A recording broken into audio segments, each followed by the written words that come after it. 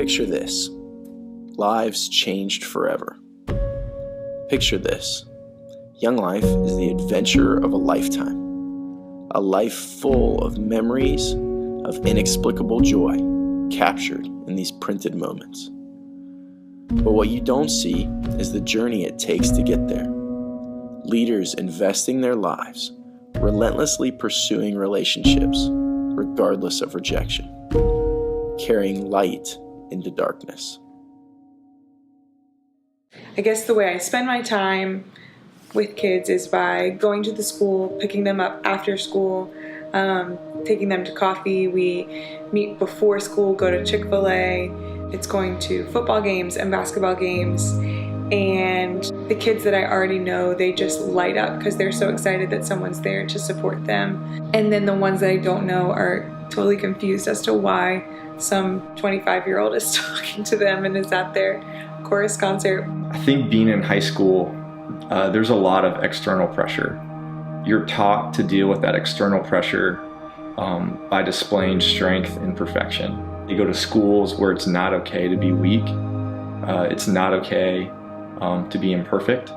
And so they try to hide it. And all they know how to do is run or pretend it's not there. My husband, I'm sure he would love more time together.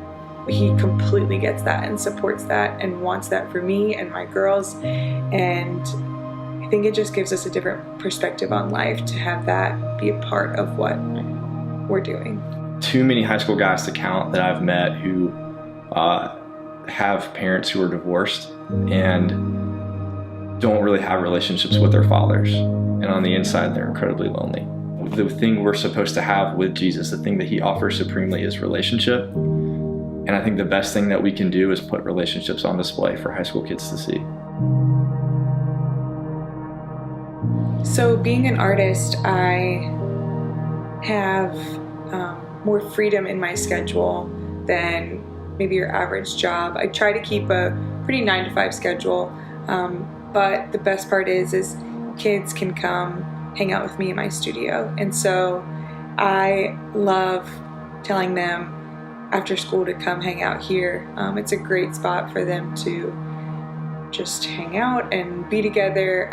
We talk, and I can continue to paint and work while they're just being a part of this part of my life.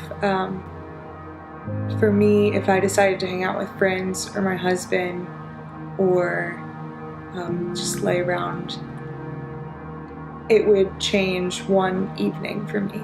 But if I build a relationship with a girl and hang out with her and get to know her and know the ins and outs of her, it could totally change your life. There are a lot of times, nights, weeks, even months, where it's stressful and it's exhausting. But then even in that, you have moments where you get to sit front row as someone else's life changes and never goes back. And I wouldn't ever want to miss that. You get in your car and you think to yourself, I should be working, or I should be doing my emails, or I should be hanging out with my husband or people my own age. And instead, on a Friday night, I'm going to a football game of kids that aren't my own. There are a lot of times where I'm wondering, what am I still doing? I get nervous and I start to question if I'm still cool, and I keep driving. Nights that you know you should go and you don't want to, but you do anyway. I think those are often the nights where you experience Jesus most purely, because you're not going for your own comfort. You're not going for your own ego. You're not going for your own satisfaction. You're just going because you know you're supposed to. Being a young life leader, this is what you do. You are uncomfortable so that you can make others comfortable.